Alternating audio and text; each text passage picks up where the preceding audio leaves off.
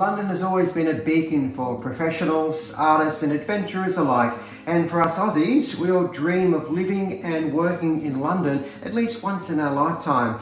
However, it appears the magnetism of the city's rich history and culture is increasingly becoming unattainable for many. The spiralling cost of living in London is ridiculous, and the rental market has catapulted to the realm of exorbitant. Yep. But join us at the end, Sarah. Yes, we're going to show you a formula for how to find commuter towns around the periphery of London so you can enjoy the lifestyle but still afford your morning latte.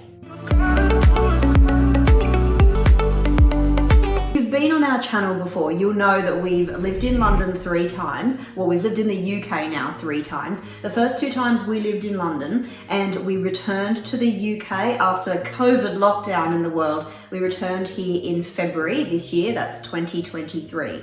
Now, we've ended up living in a lovely commuter town, but we'll let you in on a little bit of a secret. We had planned to go back to London this year. But the thing that shocked us most, Sarah, as we said previously, the soaring cost of living and the cost of rent. From 2013, the first time Sarah and I lived there, rental prices have increased by £1,000 a month. Yeah, and it has reached the point where it's unaffordable. Now, what inspired this video was not only our experience of actually actively choosing to hold on moving to London this year because, well, budget was or is a concern, but we were actually on Reddit the other day and there was a thread that was fascinating. There was a young person had posted there saying that they'd been looking for a room, not a flat, not a 1-bedroom flat, not even a studio. They were looking for a room in London and couldn't find a room that was a legitimate room that was under £1,000 a month. And this didn't include a shower or a toilet. Yeah, so just a room, and that's also not including bills. So absolutely exorbitant. And the comments, there were hundreds and hundreds of comments of people of all ages who were in a similar boat and who've had to make other arrangements or look at other ways that they can enjoy the London lifestyle, but not necessarily in London. Well, at least for the time being, until rental prices hopefully come down or stabilize at some point in time. So we wanted to be of a little bit of assistance here, and we wanted to share with you, especially if you're either new to London or considering coming to the UK and you had your heart set on living in London, there are places around the periphery of London that you can find to live that are great towns or cities that are really close to London. We're talking under half an hour on the train, so actually it's sometimes faster to get from these places to London than living in a London zone. And when you're living in London and working, transport to work can take you anywhere between 30 to 60 minutes every morning and afternoon. Yeah. So if you can find a commuter town under 40 minutes from the centre of London, it's pretty much the same deal. Exactly. So we wanted to share with you our 4-step formula on how to find the perfect place for you. Step number 1, try and find a town that's on a commuter line close to a main station. Now, some of the main stations we're referring to are like Paddington, King's Cross, Liverpool, Clapham Junction, Waterloo, Euston. And if you know where you're going to be working, try and find accommodation in a town that's on a commuter line close to your work. Yes, so for example, I used to work near King's Cross, so my 2 main commuter lines were Euston and King's Cross St Pancras. So I would have looked for a town along one of those lines that comes straight in so I could land at those stations and just walk to work in 5 minutes. So just a couple of examples that have been popular in 2023 of great commuter towns. Luton is really convenient coming into St Pancras and King's Cross. Could have been an option, but I looked at using my previous example when I worked near King's Cross. Working into Waterloo Station, Sarah, is only about 25 minutes. Yes, Watford. Now, we've not been to Watford, but I read that it's a lovely little place. It's about 15 minutes into Waterloo, which is unbeatable, really. And also Bedford in Bedfordshire, it's only a short 40-minute commute into central London and it stops at King's Cross St Pancras Station. Yeah, and it's an example of one that has 2 train lines as well, the EMR and Thameslink. So sometimes you're lucky you've got 2 or 3 different options coming through those towns.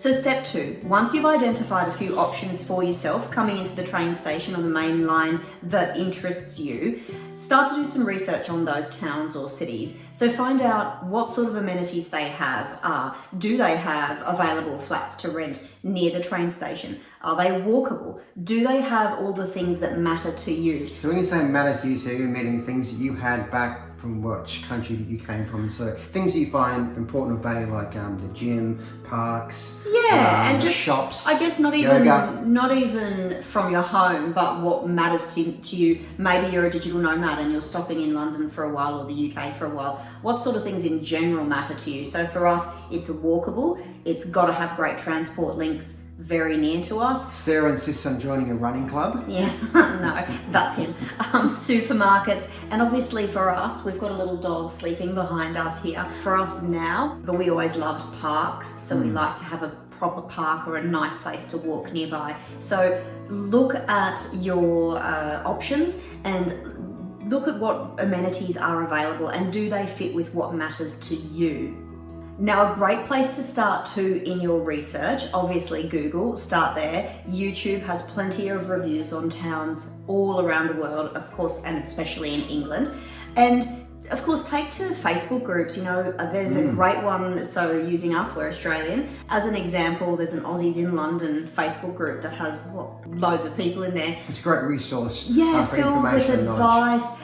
But you're from, like, there's a community on Facebook or Reddit or Twitter, X, that you can jump in and ask questions, and for the most part people are really helpful and want to give you advice. So gather all the information so that you can start to disseminate it and look for what feels good to you.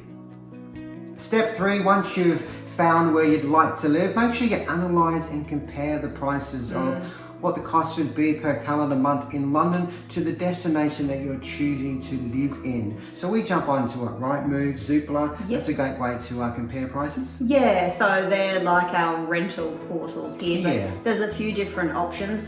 Before we go any further too, there are some really great deals that sometimes come up on Facebook. Yes. Rule of thumb, if it sounds too good to be true, it totally is. It's dodgy. I digress, but yes, Yeah. be very careful. Unfortunately, there are some charlatans in London, so be very, very careful. And everywhere. To what you were saying, compare prices. So for example, we used to live in East London. So if we were looking to rent in Hackney, let's look at Hackney prices and compare them to the commuter town that we're interested in, because while most commuter towns are a really good deal, some are still very high end, so you don't want to choose somewhere only to find that it's just an extension of London prices. Step number 4, if possible, make sure you visit the area or the town that you are planning on living in. This is really, really important. Sarah and I sometimes use house sitting as a great way to immerse yourself in the local area, because Sarah and I are big on community. We like socialising, we like parks,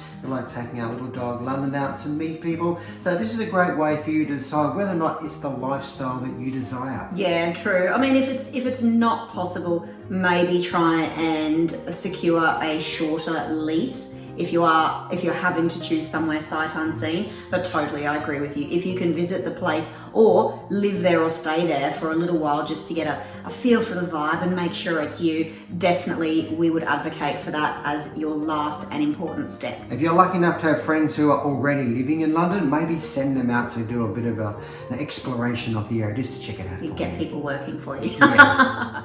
If you do have any questions about living in, working in, or moving to London or around the periphery, as we've discussed in this video, please drop us a comment below or send us a message on social media or on our website, travellive.learn.com. And if you've enjoyed this content, we'd be super grateful if you clicked the subscribe button, liked this video, and hit the notifications bell so you can be assured of seeing us in the next video.